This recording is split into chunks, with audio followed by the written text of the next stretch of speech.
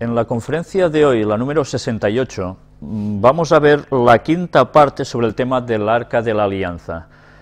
Esto va a ser en la segunda parte, después de las noticias, que hoy veréis que precisamente no es que habrá muchas noticias. Por desgracia, y lo he de decir para la persona que nos ha ayudado tanto a hacer PowerPoints, cuando ya lo teníamos todo listo, se ha borrado todo de repente, todo, y no podemos pasar ninguna de las noticias que teníamos preparadas durante toda esta semana, a excepción de unas muy pocas que teníamos aparte en otro lugar, que son las únicas que hemos podido recuperar, porque las teníamos puestas precisamente en el tema sobre Ron Wyatt y el Arca de la Alianza. Esas son las únicas que os podremos pasar hoy. Mientras tanto, ha servido para que recuperemos algo que la semana anterior no pudimos poner en conferencia. Son 3 vídeos que ya veréis que son de personas del mundo musulmán, están subtituladas. Yo tendré que ir leyendo para las personas que en pantalla no ven bien, para que quede registrado. Son 3 vídeos de unos 15 minutos aproximadamente, muy interesantes, en los cuales me gustará mucho que por favor estéis muy atentos a las palabras que van a decir, porque realmente son, bueno, espectaculares cuando uno conoce la profecía bíblica. Vamos a ver una vez más cómo Satanás está preparando su gran engaño. Y su gran engaño ya sabéis en qué va a consistir: la simulación de la venida de Jesús por el propio Satanás. Pues vais a ver unas palabras en este vídeo, las guerras sionistas que vienen, que no os van a dejar para nada indiferentes. Algún día trataremos concretamente sobre esta falsa venida del Mesías. Intentaremos dedicar un monotema a esto, porque vale la pena conocerlo a fondo. Bien, vamos ya sin más, entonces, a pasar el primero de los vídeos.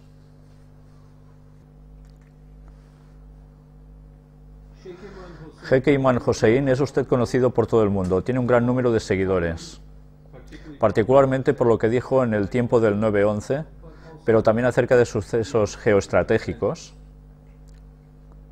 Estoy honrado de tenerlo aquí hoy y me gustaría que nos guiara en cuanto a los sucesos que se están desarrollando en el mundo.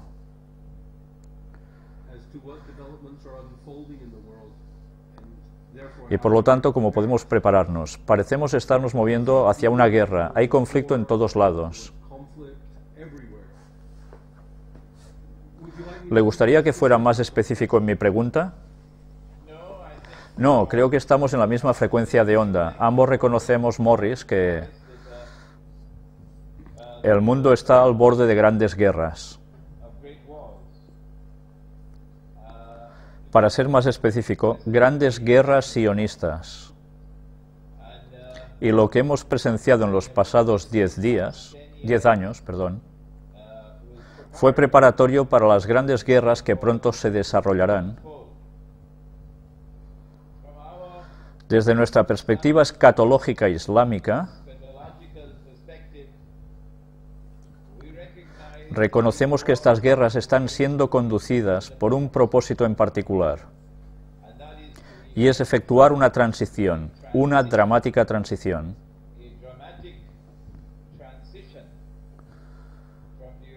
de los Estados Unidos de Norteamérica como el Estado gobernante en el mundo, a un Estado gobernante sucesor en el cual, créalo o no, Israel se quiere volver. Así que estas guerras se están llevando a cabo a favor de Israel. Hay un macroanálisis que podemos discutir.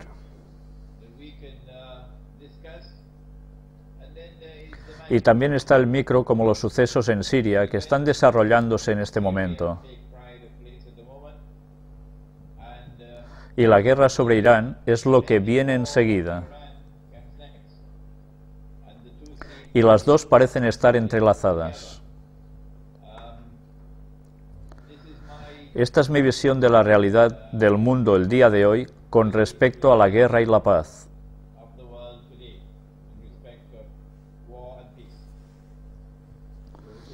Bueno, pues suena muy acertado. Estoy seguro que a todos les parece...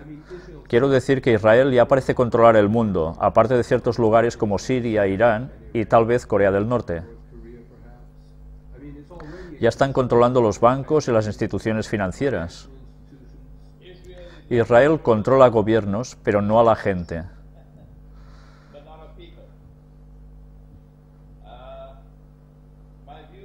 Mi visión, Morris, es que a una muy grande porción de la gente viviendo en Europa y Norteamérica pronto les abrirán los ojos.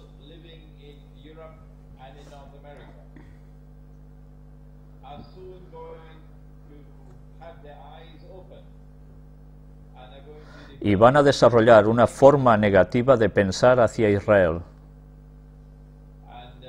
Y eso representa una amenaza para Israel.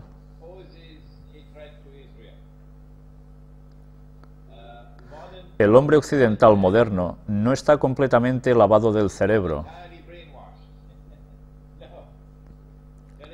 La televisión ha hecho mucho para lavarle el cerebro. Pero el hombre occidental moderno y la civilización moderna occidental en Europa, en Norteamérica y en Australia, es todavía una persona pensante y la opinión pública se ha desplegado varias veces en el pasado en oposición a la agenda sionista.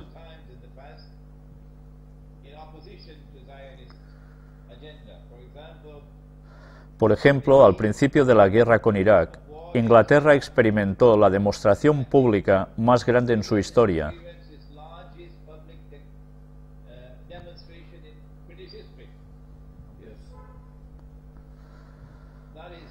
Eso es una indicación de que no puedes tener éxito en lavarle el cerebro completamente a la gente occidental. Y cuando se dé a lugar la guerra con Irán y el consecuente colapso del dólar de los Estados Unidos y de la economía de la Unión Europea, de los Estados Unidos, y del papel moneda alrededor del mundo, reduce a la mayoría de la humanidad, a las masas, a la pobreza,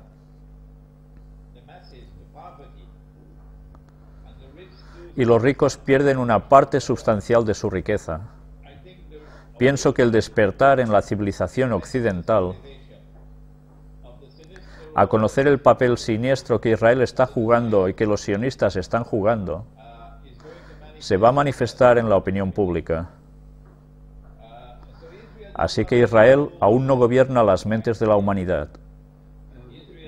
Israel controla gobiernos y en el mundo musulmán la situación es incluso más clara. Y mientras que el gobierno pakistaní por los pasados 20 años ha funcionado como el niño limpiabotas de Washington, cumpliendo los deseos de Washington, la gente pakistaní ha detestado y despreciado el papel de los Estados Unidos en los asuntos mundiales. Esto es muy similar al resto del mundo musulmán. La opinión en el mundo musulmán, ciertamente en el mundo árabe, las masas piensan diferente que los gobiernos que han sido comprados, hasta en Arabia Saudita. Considero que hay un sentimiento considerable en Arabia Saudita, que está en oposición a las políticas del gobierno saudí. Regresando a lo que decías hace unos minutos acerca de Irán, estoy impresionado de la valentía que Irán está mostrando al confrontar a los Estados Unidos, preparándose para cerrar el estrecho de Hormuz, y parece que se está volviendo un líder para aquellos de nosotros que no tenemos voz ni poder. Es como si Irán fuera el único país listo para luchar contra América, el imperialismo, la agenda sionista. La psicología de la religión nos explica algo del perfil religioso iraní.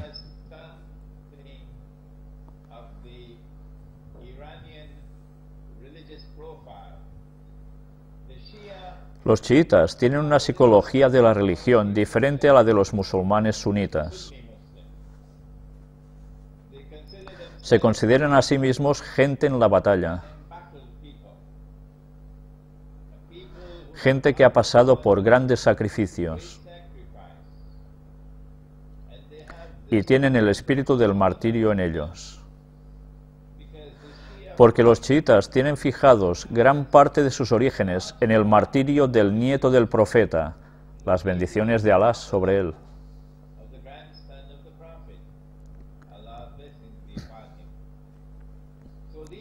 Así que esta no es la gente con la cual meterse, y si le haces la guerra,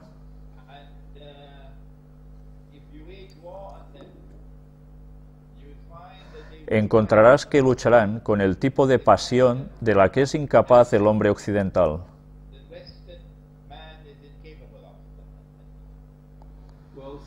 Bueno, todo es por una buena razón y hay una explicación. Me pregunto, Israel es muy astuto para mantenerse fuera del conflicto. Y tal vez incitando a todos los demás, pero ¿cómo se va a mantener fuera de la guerra si va a haber conflicto con Irán o Siria? ¿Se imagina que Israel puede lograrlo? Creo que Israel quiere comenzar la guerra.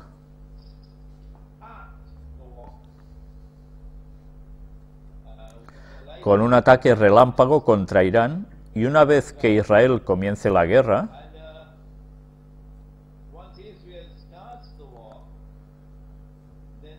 entonces la guerra producirá más guerras que serían activadas por una mano guía oculta por detrás, como los eventos de 1914.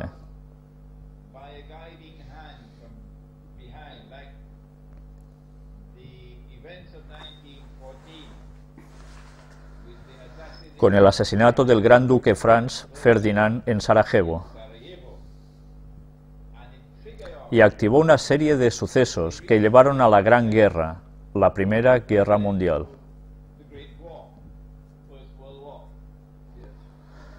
Sí, similarmente creo que el ataque contra Irán deberá de responder a algo más allá que el reconocimiento de una amenaza nuclear de Irán.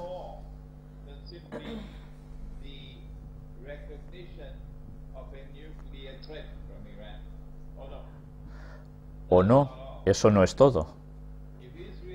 Si Israel va a reemplazar a los Estados Unidos de América como el próximo Estado gobernante en el mundo, entonces algo debe hacerse para hacer caer a Estados Unidos, para reducir su tamaño. Sabemos lo que sucedió en el tiempo de la transferencia de poder de Inglaterra a los Estados Unidos. Nuestro análisis escatológico islámico reconoce a 3 estados gobernantes. Escatología es la rama de la teología concerniente a los eventos finales de la historia de la humanidad. En la civilización moderna, el primero es Inglaterra con su Pax Británica y después los Estados Unidos con su Pax Americana.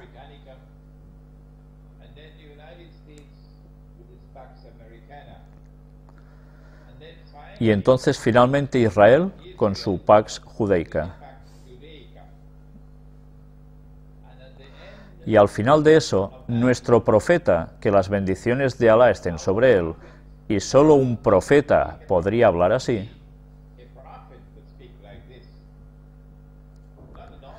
No un ser humano normal, que un hombre se levantaría en Jerusalén y describe este hombre para nosotros hace 1400 años. Allá fuera en el desierto de Arabia, Morris, un hombre que nunca fue a la escuela, no tenía un título universitario, no sabía leer ni escribir, no tenía un solo libro en su hogar, y si le mostrabas su nombre no podía reconocer su propio nombre. Ese hombre describió para nosotros un suceso que probablemente está a unos 20 o 25 años de ahora. Un hombre que se levantará en Israel, en Jerusalén, gobernando el mundo desde Jerusalén, y sería un judío. Sería un joven forindo, con cabello rizado. Esta es una descripción exacta del individuo.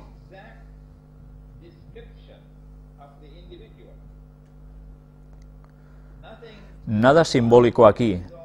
Todo esto es literal, ¿sí? Y ese hombre declarará desde Jerusalén que Él es el Mesías. El término Mesías es algo con lo que la civilización occidental está muy familiarizada. Está ahí en la cristiandad, el Hijo de María es el verdadero Mesías. Se supone que cada cristiano debe creer eso, y que cada musulmán debe creer eso, ¿y lo creen? Las únicas dos gentes en el mundo que reconocen a Jesús, el Hijo de María, como el verdadero Mesías, son los musulmanes y los cristianos.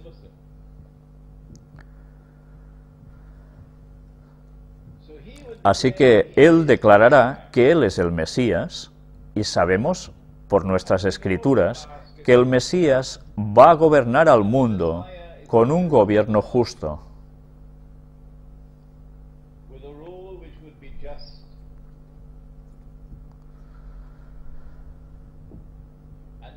Y que la historia terminaría con el advenimiento del Mesías. Por lo tanto, el triunfo de la verdad sobre todos los rivales. El problema es que este hombre que se levantará en Jerusalén y que afirmará ser el Mesías, no sería el Hijo de María. No. Sería alguien creado por Dios Todopoderoso y programado para suplantar al Mesías.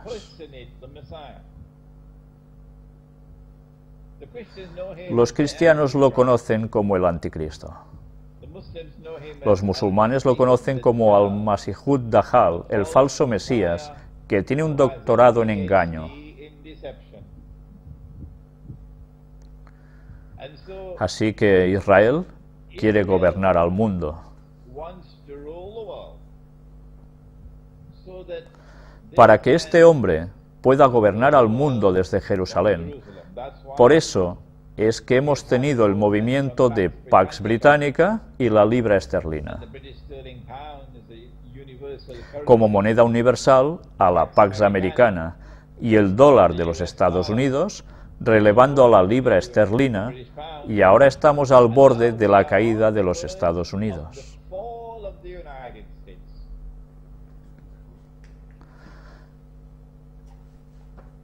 El declive y la caída de los Estados Unidos de Norteamérica, para que Israel lo pueda reemplazar. Ese declive y caída, por supuesto, es claramente visible para nosotros, es el destino que le espera al dólar y por consecuencia la economía de los Estados Unidos, pero aparentemente no tan claro en cuanto al destino que ahora le espera al ejército de los Estados Unidos. Desde el 11 de septiembre, los Estados Unidos ha sido llevado por los sionistas a entrar a una guerra tras otra.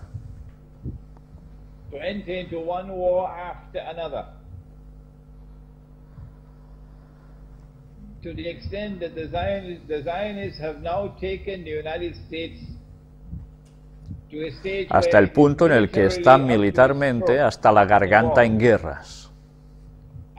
Y comenzar nuevas guerras, particularmente con Irán, podría eventualmente llevar a los Estados Unidos a una situación en donde enfrentará una derrota militar. Y creo que esto es lo que los sionistas quieren.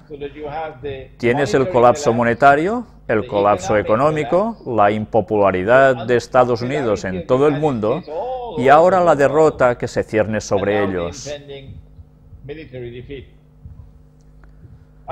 Y solo Israel será capaz de intervenir para salvar a los Estados Unidos. Eso es lo que Israel quiere. Y cuando Israel intervenga para salvar a los Estados Unidos de la derrota militar, la escritura está en la pared.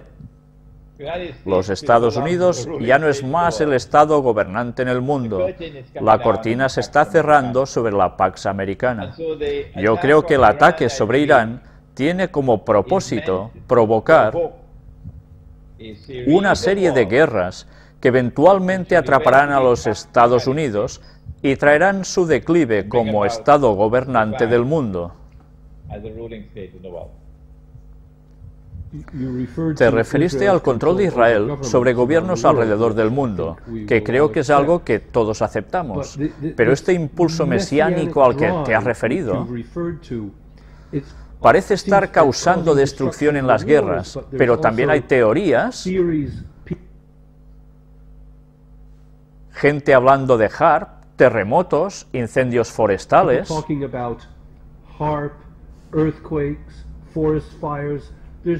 Hay una motivación general por la destrucción.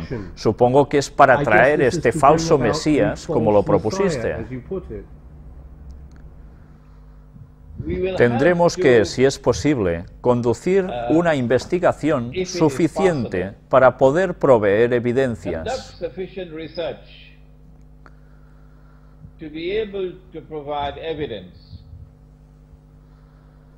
de que algunos de estos llamados desastres naturales no son para nada tan naturales. Pero algunas veces un desastre muy conveniente se lleva a cabo,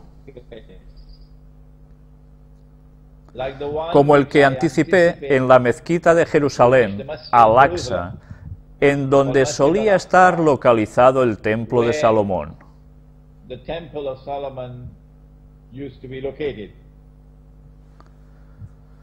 Cuando ese conveniente terremoto derrumbe ese edificio, entonces Israel se puede mover a construir su templo.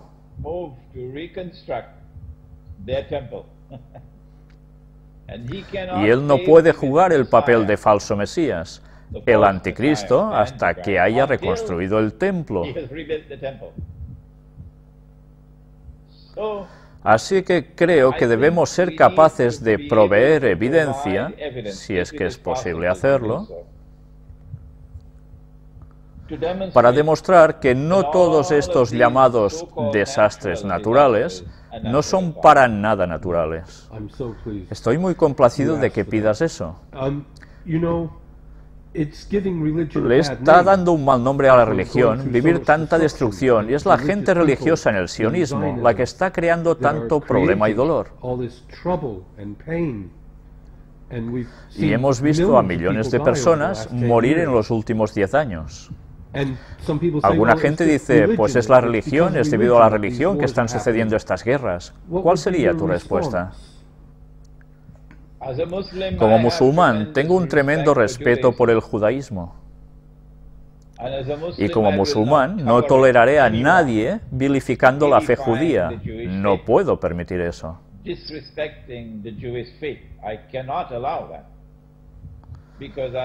Tengo un tremendo respeto por el judaísmo. Tengo gran respeto por la cristiandad. De cualquier manera, no parece que los sionistas compartan ese respeto por el judaísmo, para nada. Parece ser que los sionistas son gente que se pusieron en el saco del judaísmo.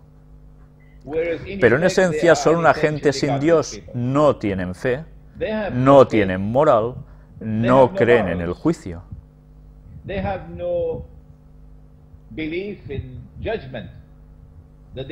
Que tendrán que responder algún día por el 11 de septiembre.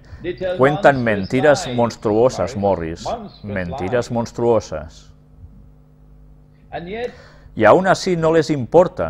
Ellos matan a niños inocentes, a mujeres, orinan sobre los cuerpos muertos de sus oponentes.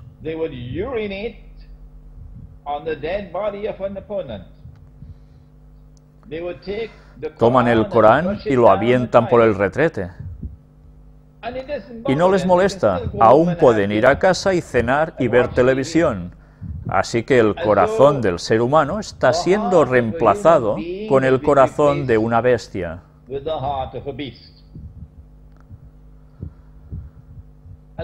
Así que no es realmente la religión del judaísmo la que está siendo opacada por su conducta.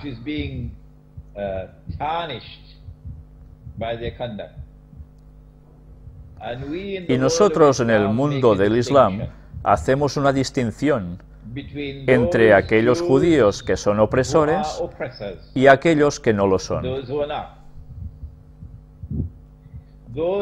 Aquellos judíos que actuaron de una manera contraria a las creencias religiosas judías y aquellos judíos que se mantuvieron fieles a la moral y la ética del Islam. Perdón, ¿qué de ahí? Judía. Y permanecemos por siempre preparados para entrar en la amistad y alianza con los cristianos y judíos que comparten con nosotros.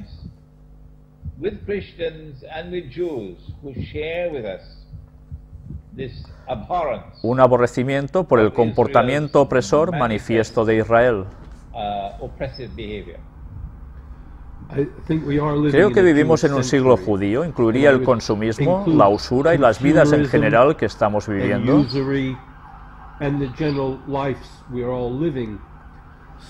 Así que se necesita mucha imaginación para ver al judaísmo fuera de la usura, del consumismo como el mundo material en el que vivimos,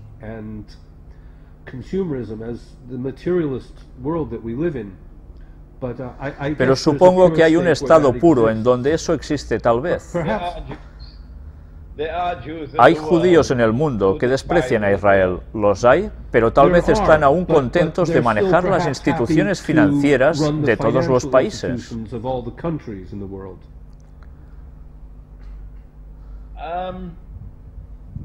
Creo que hay judíos en el mundo que reconocen la opresión monetaria y financiera que el sistema de bancos ha infligido sobre la humanidad.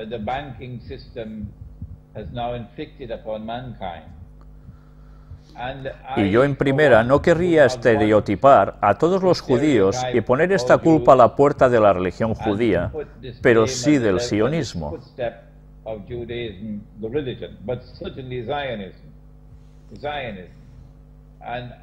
Y recientemente me di cuenta, por una de las profecías de nuestro profeta, que dijo que vamos a hacer una alianza con algo llamado ROM.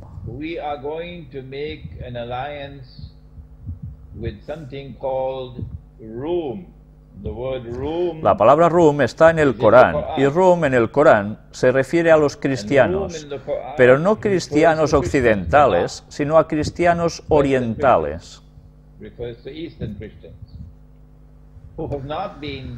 que no se han vuelto tanto una parte de la civilización occidental moderna como Europa occidental. Será Rusia, la Iglesia Ortodoxa de Rusia de Europa del Este, y dijo que nosotros vamos a hacer una alianza con ellos. Y veo ya, Morris, los comienzos de esa alianza en la relación de Irán con Rusia.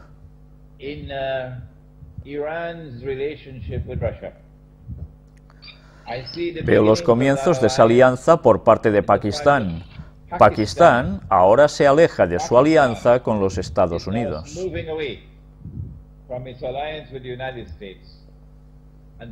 Y Pakistán se está acercando a Rusia.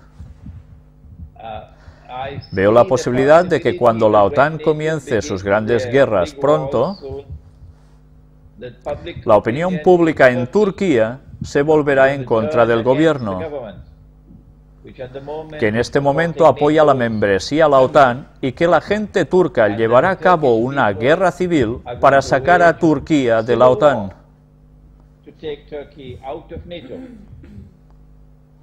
Y en esa guerra civil, la alianza con Rusia probablemente se manifestará.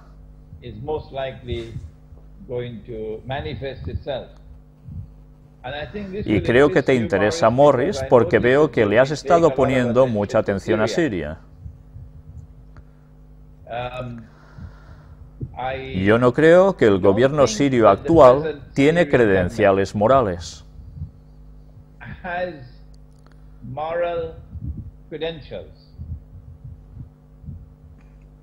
Y credenciales religiosas con las cuales pueda sobrevivir el ataque sostenido que los sionistas han lanzado.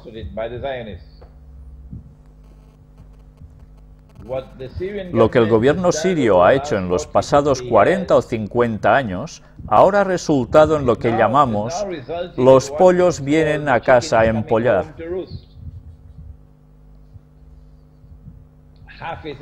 Hafiz al-Assad, por ejemplo, el padre de Bashar, fue barbárico en la represión de la población sunita de Siria.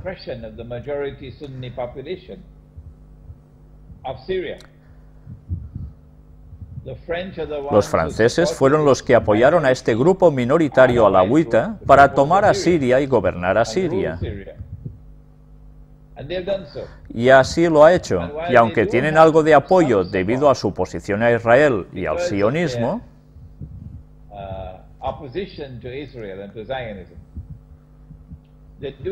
tienen algo de apoyo en Siria, pero el hecho es que los pollos regresan a casa a empollar ahora porque el régimen minoritario ha sostenido su opresión sobre una comunidad religiosa mayoritaria, la sunita. Así que mi opinión personal es que por su propia cuenta, el régimen sirio no puede sobrevivir. Y que ni Rusia ni China serán capaces de intervenir para salvar al régimen sirio. De cualquier manera, una posibilidad, si es que puede ser articulado en Siria por la comunidad sunita mayoritaria,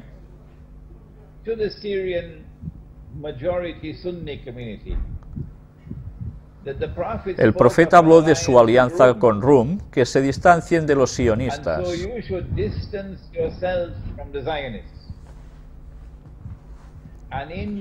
Y en su esfuerzo de liberarse de la opresión y traer libertad a su tierra, se deben aliar con Rusia.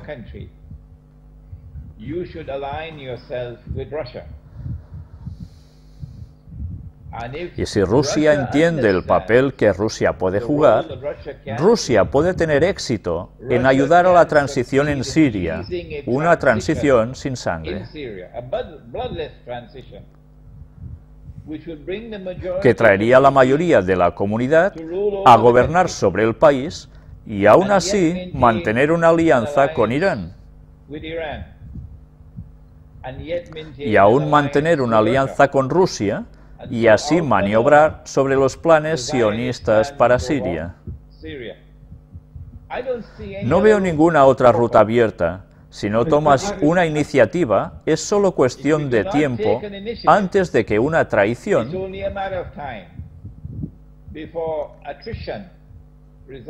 resulte en el colapso del régimen sirio. Mi entendimiento es que el régimen gobernante probablemente estaría de acuerdo con usted de todo corazón. Se ven a sí mismos también como un bastión de resistencia árabe al sionismo, el panarabismo.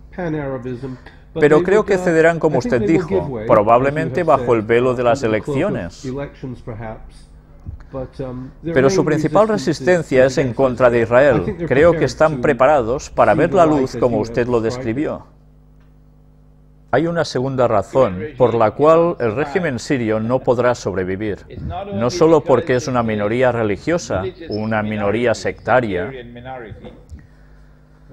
que por largo tiempo ha oprimido a la mayoría sunita.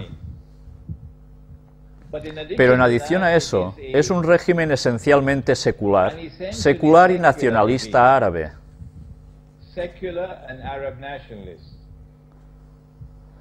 Y ni el secularismo ni el nacionalismo árabe pueden sostenerse en este momento particular del tiempo, a esta primavera árabe,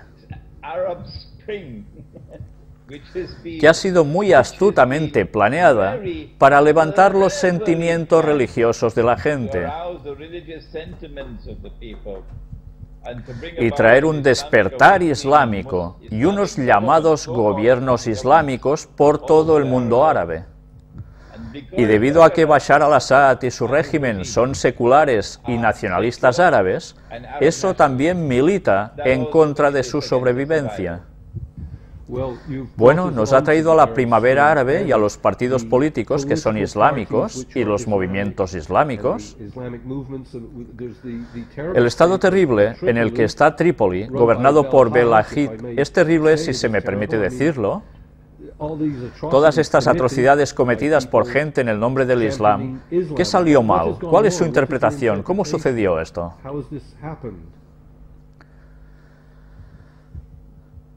Creo que tenemos que hacer una distinción entre levantamientos árabes, o así llamados levantamientos espontáneos en Túnez, en Egipto, etc.,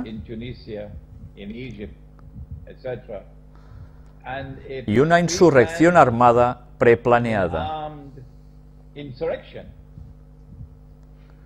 En Libia y ahora en Siria, esto fue planeado con mucha anticipación.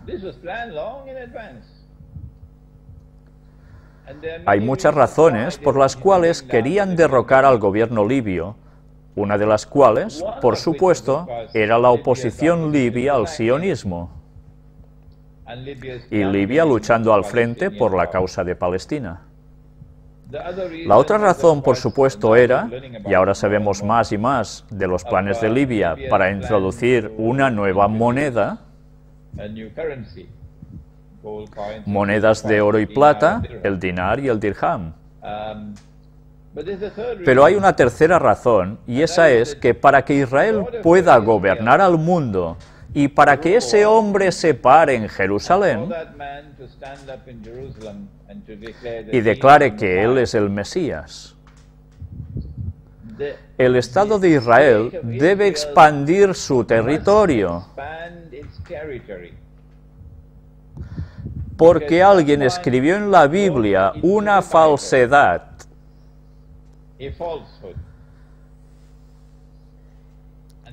Y esa es que la tierra sagrada se extiende desde el río de Egipto hasta el Éufrates. Y eso no es verdad, pero está ahí en la Biblia. Creo que hicieron eso porque los judíos vivieron en Egipto unos cientos de años y vivieron en una parte de Egipto conocida como Delta Oriental, que es del río Nilo al Mar Rojo. Así que decidieron que esa es una parte de la tierra sagrada, y los judíos vivieron en Babilonia unos cientos de años. Así que decidieron que esa también es una parte de la tierra sagrada. Así que para que Israel afirme que es completamente Israel de David y de Salomón, el territorio del Estado de Israel deberá expandirse para abarcar las fronteras bíblicas. Y por lo tanto Israel debe tomar control físico del delta oriental, y eso requiere una invasión terrestre de Israel a Egipto.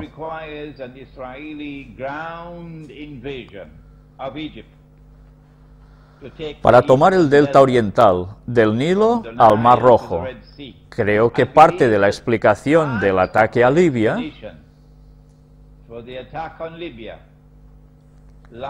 reside en el hecho de que querían que la OTAN estuviera en Libia para que cuando suceda el ataque sobre Egipto, Israel lance una invasión terrestre desde el este y la OTAN ataque desde el oeste.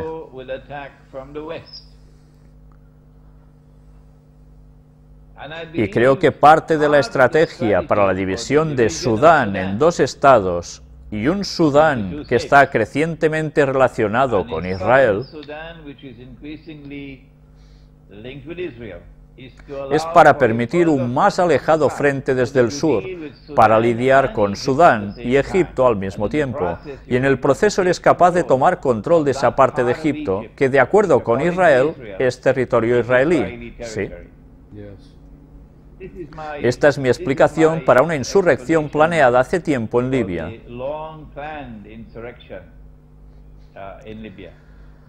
Es espantoso y han hecho lo mismo con Siria. Les hubiera gustado tener una zona de exclusión aérea, les hubiera gustado cubrirla de uranio empobrecido y desperdicios tóxicos, como lo han hecho en todos lados. Pero Rusia detuvo eso, Rusia y China. Por eso es que parece que defiendo al régimen en Damasco, es por temor a lo que al oeste le gustaría hacer. Pero, señor, le traigo la reciente noticia de que Irán venderá su petróleo a cambio de oro a la India. Eso ha sido confirmado. Y China puede seguir pronto. ¿Es esto el fin del dólar? Oh, el dólar ya está en su fin, está siendo mantenido vivo artificialmente.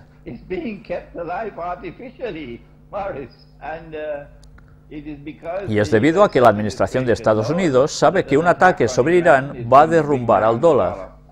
Y es por eso que no quiere un ataque sobre Irán. También son conscientes del hecho de que un ataque sobre Irán probablemente llevará a la guerra mundial. Y los Estados Unidos prefieren luchar contra países como Libia que contra un país como Rusia. Así que sí creo que estamos viendo un suceso positivo aquí. Que la India, China, Rusia y Turquía ya han declarado su intención de descartar y desafiar las sanciones a Irán, impuestas por los norteamericanos y Europa. Pero lo que nos gustaría hacer, Morris, es traer una alianza de gente con pensamiento similar,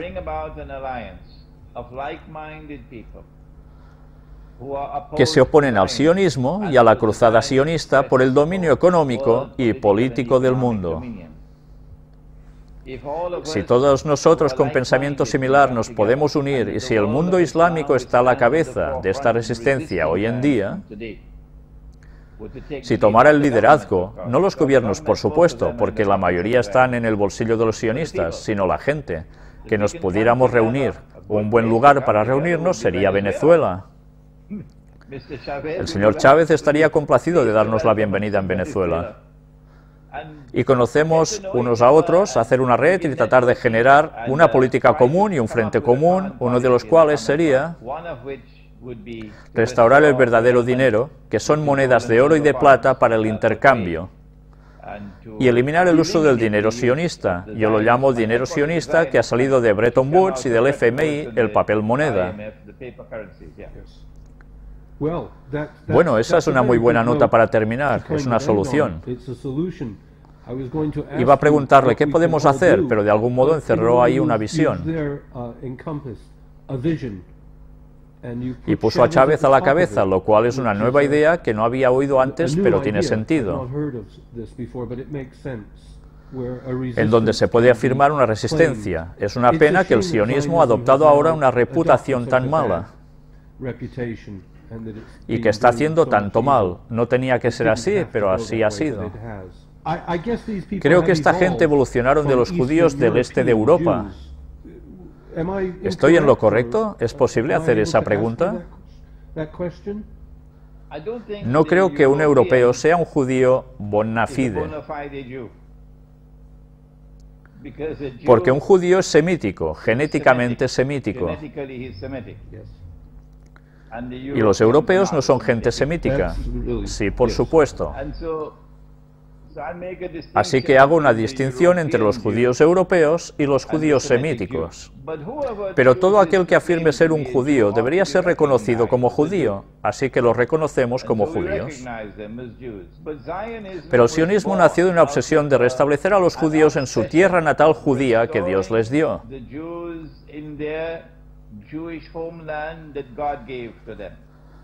Y en restaurar el Estado de Israel que David y Salomón habían establecido. Y aunque el sionismo nunca lo ha proclamado, también en causar que Israel un día gobierne al mundo. El sionismo ha empleado el engaño desde el primer día. Comenzaron diciendo, todo lo que queremos es proveer un hogar para nuestra gente.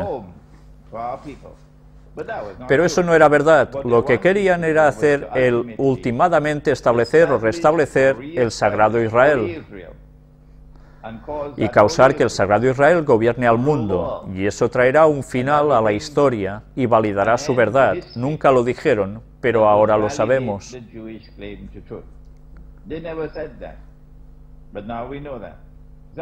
El sionismo ha empleado todos los medios desviados y todos los medios malignos para lograr esa meta.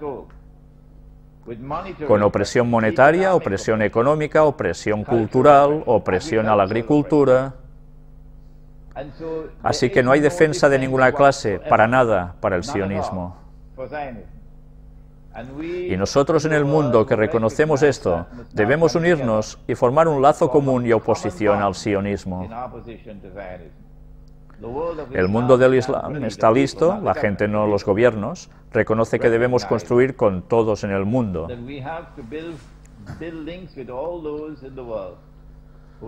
Y unirnos en un lazo común para confrontar a la opresión sionista.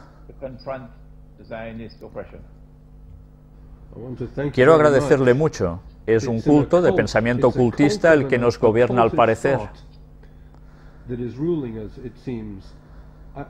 Quiero agradecerle tanto por su tiempo y me gustaría que hiciéramos esto de nuevo.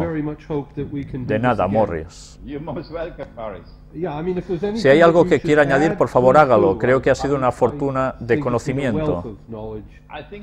Creo que tal vez lo más urgente que mencionamos hoy fue una estrategia que resolvería el problema de Siria. Y esa es que la comunidad mayoritaria sunita debe ser recordada que el profeta Mohammed profetizó que harían una alianza con Rum, que es Rusia y Europa del Este, no con la parte occidental, no los sionistas, no la OTAN. Así que la estrategia para Siria, que la mayoría de la comunidad sunita, debe ser recordada de lo que dijo nuestro profeta.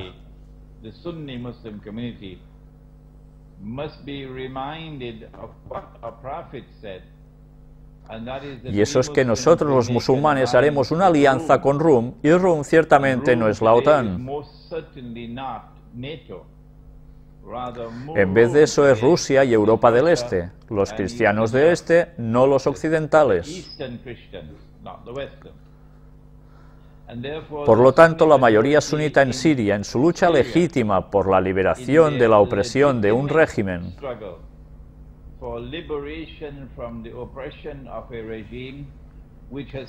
que les ha oprimido consistentemente por los pasados 40 o 50 años.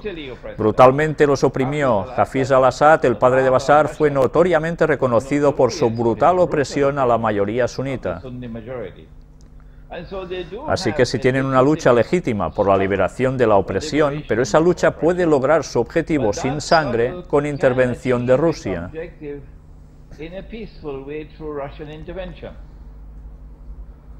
Una vez que se acerquen a Rusia, Rusia sabrá que tiene a ambos bandos de su lado, la mayoría sunita y el régimen minoritario.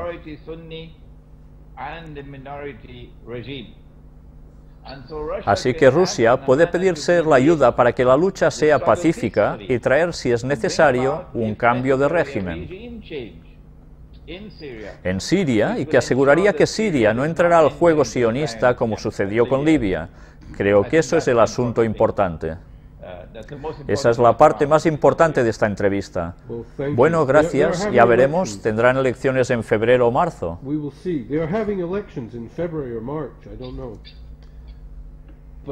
Pero su mensaje llegará a la gente y muchos lo subirán a bordo, y deseo agradecerle por eso. Gracias, Morris. Bueno, gracias de nuevo. Bueno, adiós. Adiós. Bien, ha sido un poco extenso, más o menos unos 45 minutos de vídeo de esta entrevista. Ya habéis visto la opinión desde esta perspectiva musulmana, donde prácticamente coincide a la perfección lo que está diciendo con lo que la propia Biblia profetizó y que se halla básicamente en el libro de Ezequiel. Es curioso como para él cita cosas de la Biblia que dice que están inventadas, puestas allí, que no son correctas. Eso he de decir que es mentira, eso está bien escrito, no ha sido añadido por ningún motivo ni ninguna historia rara que como él se pueda montar su película, no es así. Pero sí que es cierto que esa lectura de ese gran Israel que están haciendo los sionistas verdaderamente no debería ser así. Se basan en un escrito bíblico que realmente no está diciendo lo que ellos quieren decir. como los sionistas se basan en esto para que ellos puedan llegar a conseguir ese gran Israel que abarcará tanto territorio, evidentemente eso implica confrontaciones bélicas. Pero eso ellos tienen claro que tiene que suceder para que aparezca un personaje que va a ser ese falso Mesías. Por tanto, no es de extrañar que va a haber un gran conflicto bélico, tremendo, que habrá esas alianzas que allí pone, que él ha dicho, y que finalmente todo esto llevará a que aparezca este falso Mesías. Ha dicho cosas muy interesantes. Creo que es sería bueno ir parando todo lo que iba diciendo para irlo comentando, porque se podría comentar mucha cosa. Por falta de tiempo no lo vamos a hacer, pero todos los que habéis seguido las profecías presentadas en estas conferencias, ya nos damos cuenta que evidentemente se mezcla una verdad con una mentira. Es curioso porque él habla del profeta, que era un hombre inculto, que no sabía ni leer su propio nombre, que no tenía ni un solo libro, etcétera, etcétera, y en cambio escribe todo lo del Corán. Bien, algún día tendremos de hablar de quién escribió verdaderamente el Corán. ¿Fue Mahoma? ¿Fue por revelación? ¿O es algo muy, muy, muy distinto? Que cuando la gente del Islam lo sabe o lo puede llegar a saber, se pueden llegar a ofender. Pues bien, sí que es cierto que todas las palabras que ha dicho este señor nos llevan a recordar esa famosa carta entre Giuseppe Mazzini y Albert Pike, escrita por este último, dirigida al otro, los dos grandes masones de la historia, en los cuales se hablaba de esas 3 guerras mundiales, y la tercera prácticamente es lo mismo que está describiendo este señor, para llevar al final a la venida de Satanás haciéndose pasar por Jesús. Pero bien, ya vemos que todo pinta que realmente algo grande va a suceder, y lo vamos a vivir en breve. Si os habéis fijado, esta entrevista era anterior a que hubiese los comicios en Siria, y ya se han efectuado, y el pueblo ha apoyado el gobierno de Al-Assad. Es curioso, las previsiones que decía este señor no se han cumplido. El pueblo ha apoyado mayoritariamente al líder actual de la nación. ¿Manipulada o no las votaciones? Bueno, eso cada uno tendrá sus teorías, ¿no? Pero el resultado oficial ha sido ese. Pero bien, vamos a seguir ya con la temática, porque algún día, ya os lo he dicho, vamos a tratar exclusivamente de esa venida de ese falso Mesías. Y ahora esto que veis aquí, la Cábala 11, el famoso número 11, pues aquí tenemos 3, 11, 11, 11. ¿Y qué es esto? Pues es una película. ¿Y qué aparece en esta película? Pues esto, 11, 11, 11, terror y más terror para Darren Lynn Bousman. Y es interesante porque aquí nos habla de algo que nosotros también vamos a tratar en breve. Darren Lynn Bousman planea dirigir la película de terror 11, 11, 11, según informan desde Hit Vision. Se comenta que la trama está inspirada en la vida real, en la que se cree que la repetición de los números 11, 11 tienen una gran importancia espiritual, al ser un enlace directo a los espíritus guardianes. El guión se centraría básicamente en 11 puertas existentes en el cielo, y como el 11 de noviembre de 2011, la última puerta se abrirá durante 49 minutos. Bien, el 11 de noviembre de 2011 ya ha pasado, ¿no? ¿Se habrá abierto esa puerta que ellos dicen aquí? En declaraciones al medio, el cineasta declaró: con Saw y Repo mi carrera ha ido en la búsqueda de nuevas formas de asustar a la gente, y eso es lo mismo que quiero hacer con este proyecto, dijo Bousman, que continuó: queremos aprovechar este fenómeno y conferirle un propósito horrible. Se espera que esta producción dé comienzo el próximo otoño. Hasta entonces tendrán que seleccionar un casting. Basándose en varias teorías conspiradoras, el film busca ser más como Sickness of the Strangers que como las sangrientas películas Saw. Hay que aclarar que ya existe una película con este tema y nombre, que son Hell's Gate 1111. Gate son puertas. Aquí tenéis precisamente los cartelitos de la película. ya veis que muy alegres no es que sean. Y si os habéis fijado, habla de puertas. Una vez más, si seguimos mirando más abajo, nos dice, Bushman está en proceso de escribir 11-11-11, que tomará la idea de las 11 puertas del cielo y cómo a las 11-11 del día 11 del mes 11, la puerta número 11 se abrirá y algo de otro mundo entrará al reino terrenal por 49 minutos. Que, por cierto, 49 minutos son 4, 9 igual a 13. Pues bien, es curioso ver cómo la cuestión cabalística está moviendo también la industria cinematográfica y ahora del terror. Y nos habla de esas puertas. Dentro de poco, cuando terminemos los temas sobre el Arca de la Alianza, vamos a hablar precisamente sobre estas puertas dimensionales. ¿Es algo esto bíblico? ¿Escribió Ellen White algo sobre esto? ¿Es solo una ficción del mundo esotérico, del mundo espiritista? ¿O realmente hay algo en concreto de todo esto?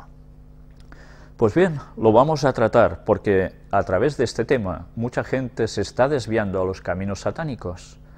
Deberemos conocer si estas cosas son así o no. Y creo que más de uno se va a sorprender, sin lugar a dudas. Noticia del Vaticano y su relación con Israel. Una monja y un cura fueron honrados por salvar niños judíos. Esta noticia del 28 de febrero del 2012, hace unos pocos días, es una de las que ya se vienen acumulando. Una monja y un cura fallecido fueron honrados como gentiles justos, hoy por salvar a 3 niños judíos en Francia durante el Holocausto. Si nosotros hacemos un poco de memoria, ya estuvimos hablando de ello cuando hubo la visita del Papa a Israel, mirad lo que pone aquí abajo. El año pasado, la Comisión de Designación de Justos entre las Naciones del Yad Vashem decidió premiar al padre Joseph Kauper, la hermana Marie Emilienne y la hermana Marie-Rose Brigeron, o algo parecido a eso, ¿no? Justos entre las naciones. Es el acercamiento que hace el pueblo judío hacia los que no son judíos y que los reconoce como justos entre las naciones. Ya no los consideran los goim, los que no son judíos, sino que para ellos estos son gente especial que son justos entre las naciones. Curiosamente, todo esto sirve ¿para qué? Evidentemente el resultado es claro, es el acercamiento entre cristianos y judíos. No es más que esto. Y evidentemente aún iremos viendo más unión de este tipo para que finalmente llegue a acontecer lo que todos esperamos, el Vaticano a Israel y la venida del falso Mesías. Y ahora vamos a tratar un poco sobre la marca de la bestia, que ya sabéis qué es, no es solo cuestión de un chip, es el domingo como día de reposo.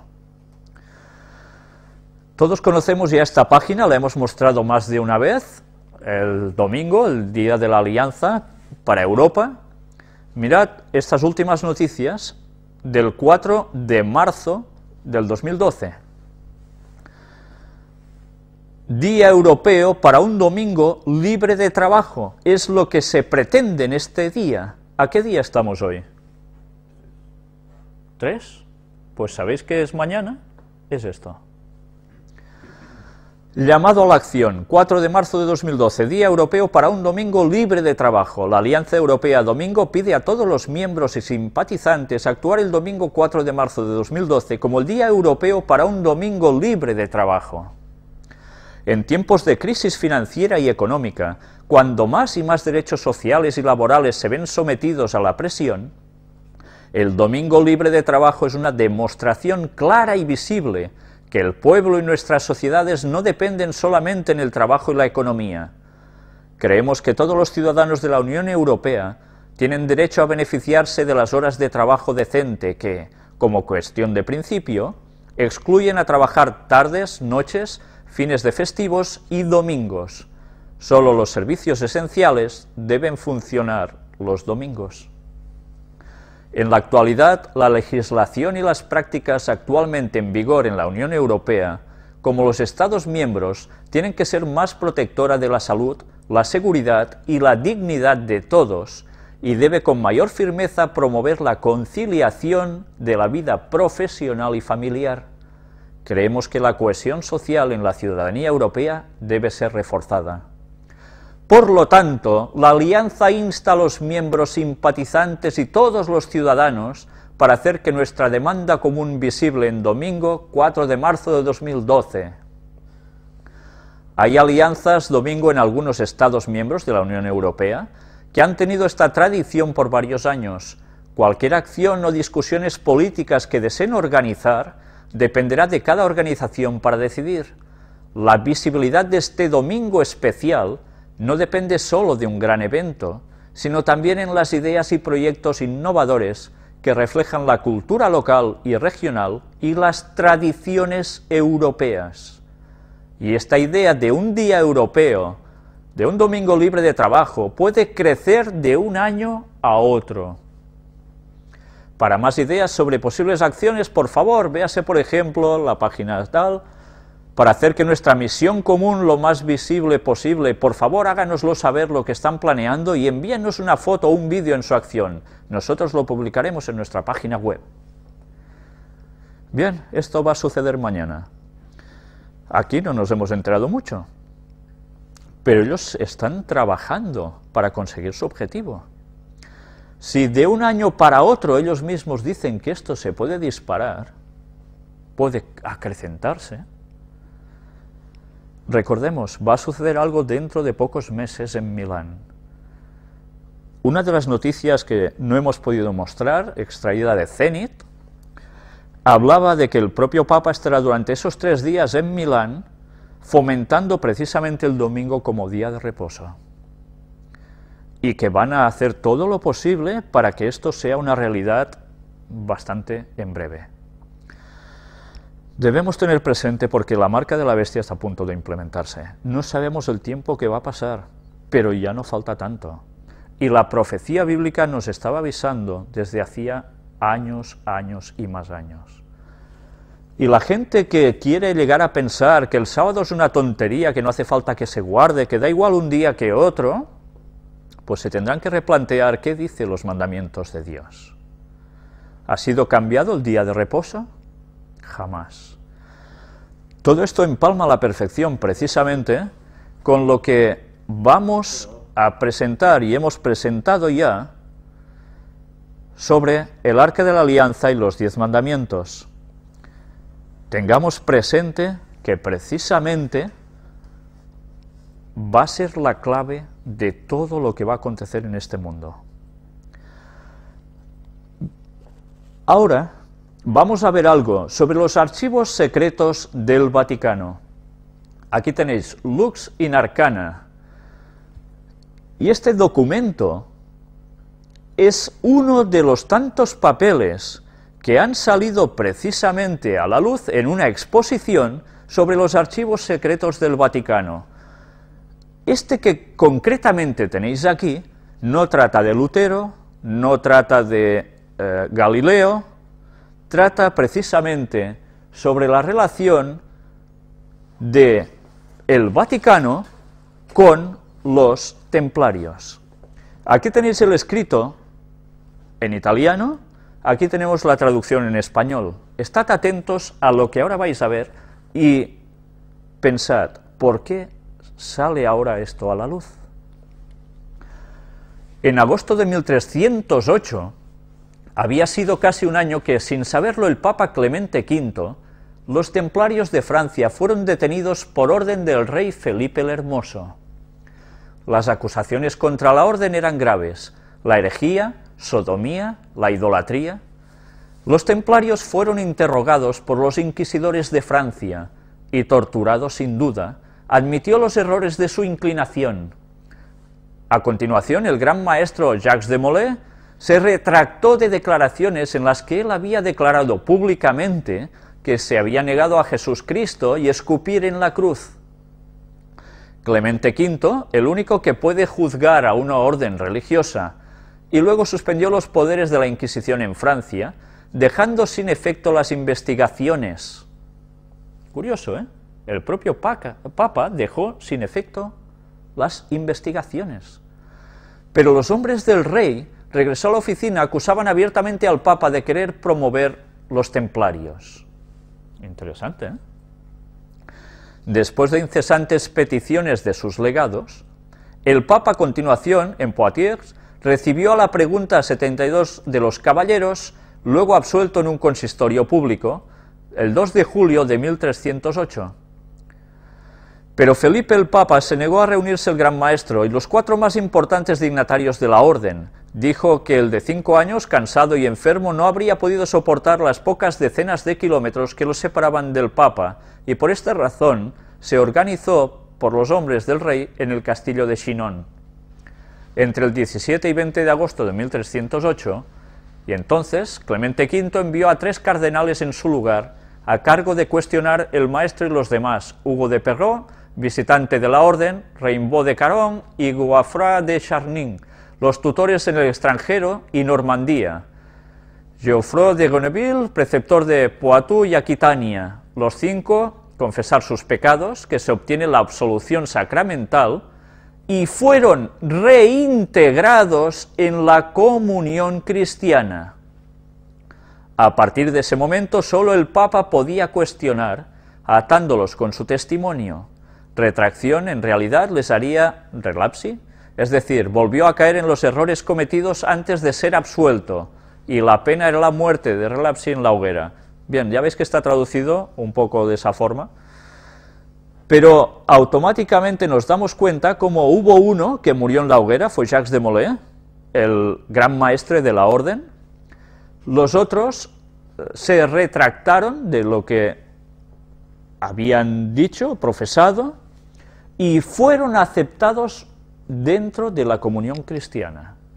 Con la cual cosa, no todos los templarios llegaron a huir despavoridos por todas partes, sino que volvieron a las filas de Roma, a obedecer al Papa. La cual cosa, ¿vosotros creéis que todas estas personas cambiaron porque sí sus creencias de un día para otro y se sometieron porque sí y ya está? ¿Qué entró de lleno ya en el Vaticano? Pues precisamente todo lo que ellos ya creían. Con la cual cosa nos quedamos muy claramente con el concepto de que no hay ninguna infiltración en el catolicismo últimamente por los Illuminatis y no sé qué historias que nos quieren vender ahora, sino que realmente esto lleva tantos años ya en sus inicios, ahí dentro, que ¿qué podemos esperar del Vaticano si no? Pues que sus creencias sean las que ostentan. Y así van trabajando juntos en verdad, unos con otros. Solo pagó el pato, oficialmente en la hoguera, Jacques de Molay. El resto dicen que todos huyeron. Ya veis, no todos. Hubo unos cuantos que regresaron a las filas de Roma. Evidentemente esta gente no iba a cambiar el modo de pensar porque sí, cuando sabéis sus creencias, que son tan espiritistas. Pues bien, ahí estaban. ¿Y por qué todo esto sale ahora a la luz? ¿Por qué tiene que salir a la luz cuestiones sobre los templarios que luego de ellos procede la masonería, dicen, etcétera, etcétera?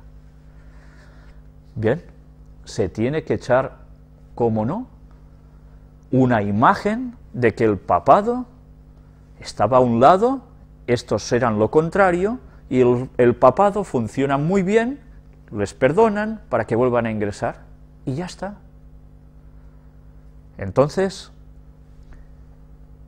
¿realmente nos están mostrando lo que hay detrás de todo? Nos lo muestran de un modo que casi pasa desapercibido. El propósito es claro.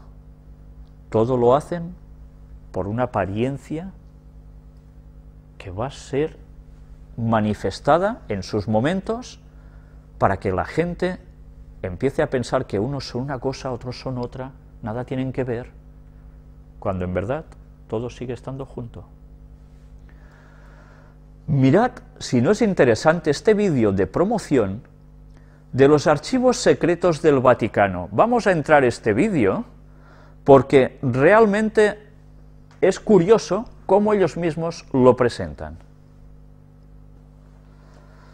Bien, hemos tenido un problema, no podremos entrar a este vídeo, pero ya aquí os muestro el link donde podéis entrar para verlo.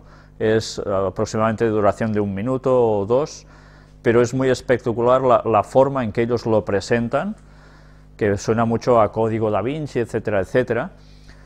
Pero bien, vamos entonces a entrar a este otro vídeo que está extraído de Antena 3 Televisión, donde es muy importante o muy interesante las palabras que dice no el presentador de las noticias, el conocido Matías Prats, sino el reportero que va a aparecer después. Vamos a entrar a este vídeo. Escribir cientos de novelas de intriga, espionaje y misterio, todo al mismo tiempo. El Vaticano abre su archivo secreto, al menos una parte. En una exposición se exhiben por primera vez al público valiosos documentos, desde las actas del proceso contra Galileo Galilei hasta la excomunión de Lutero. Siglos de misterios, intrigas, procesos y gestos de poder de los papas salen al descubierto con sus luces y sus sombras. Esta es la carta que Enrique VIII obligó a escribir a los lores ingleses pidiendo a Clemente VII que anulase su matrimonio con Catalina de Aragón para casarse con Ana Bolena. Al pie de las actas de su proceso ante la Inquisición vemos la firma de Galileo renegando sus teorías sobre la Tierra y el Sol. Mide 60 metros el pergamino que recoge las confesiones forzadas de los monjes templarios acusados de sodomía, acumulación de riquezas y herejías varias. Es como un viaje en la historia, como espiar en los libros. Es la primera vez que el Vaticano permite que salgan de sus muros documentos conservados durante siglos en su archivo secreto. Son 100 piezas excepcionales que demuestran el influjo de los papas en la historia de Europa y del mundo. Después de tantas películas que han tratado estos temas, los documentos son ahora los verdaderos protagonistas. Bien, pues este era el vídeo de Antena 3 y ya veis la cantidad de documentación que llega a ver allí. Son kilómetros y kilómetros de libros y manuscritos puestos en esos sótanos, pero que a la luz salen solo unos pocos. En fin, bien, esto era lo que hoy os queríamos presentar. Vamos a terminar ya aquí la conferencia de hoy, que ya veis que no ha ido muy cargada de noticias precisamente, sí de bastantes vídeos. Y vamos ahora a empezar, dentro de unos breves momentos, la quinta parte sobre el tema del Arca de la Alianza. Hacemos un breve descanso y enseguida nos ponemos a ello.